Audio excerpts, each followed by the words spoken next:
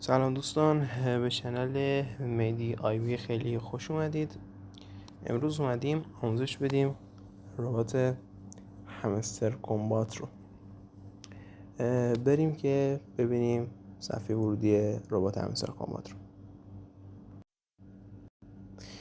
بله، همونطور که مشاهده میکنید این ورودی صفحه ربات همستر کمبات هست که روی پلی این کلیک میکنید این قسمت و وارد ربات میشید. مقداری صبر میکنید.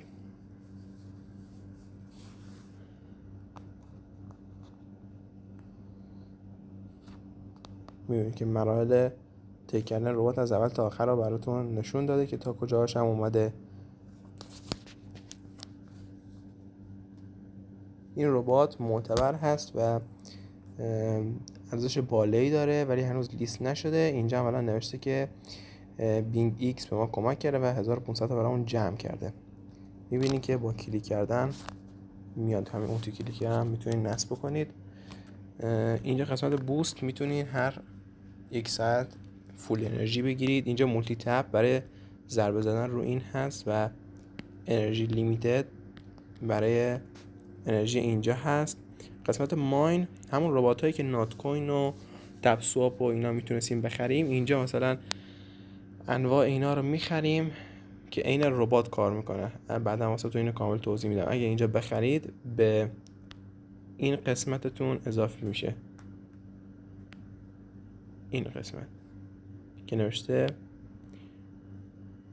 profit per hour، یعنی در هر یک ساعت به شما این مقدار رو میده. دیگه در قسمت تسکا، اینجا چنل تلگرام عضو بشین 5000 تا، توییتر 5000 تا. توییتر معمولا باگن همشون.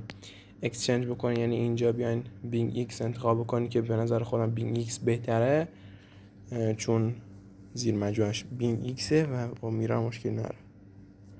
اینجا هم باید فرندا رو دعوت بکنین. این قسمت فرندا میتونید کپی لینک بزنید این قسمت و فرند دعوت بکنید. اینجا هم که هنوز باز نشده، موقعی که دیگه این توکن ارزیش میشه این شکلی هست. اینجا هم که لول بندی داره که هر بار لول مستقیم میریم لول بعدی، یکی به این کلیکمون اضافه میشه و یکی یه 500 تا هم به این قسمت اضافه میشه برای کلیک کردن. روزانه کارتای کامبوی هم میده اینجا که روزانه میشه گرفت و اینا رو خرید. بعدش 5 میلیون همستر به ما میده. اگر اینجا مشاهده کنید 5 میلیون همستر، یک ساعت دیگه این کارتا میره و به جاش کارت جایگزین میاد. کارت خاصی هست، من هر روز داخل چنل اعلام میکنم کارتا رو. ممنونم. لایک کامنت سابسکرایب هم یادتون نره.